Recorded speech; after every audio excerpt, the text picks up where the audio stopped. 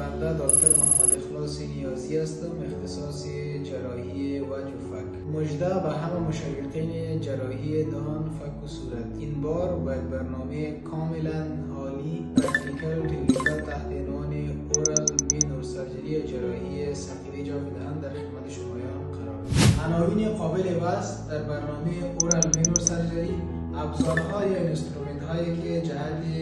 جراحی در نواحی جاف دهان استفاده می شود، کشیدن دندان ها به شکل ساده،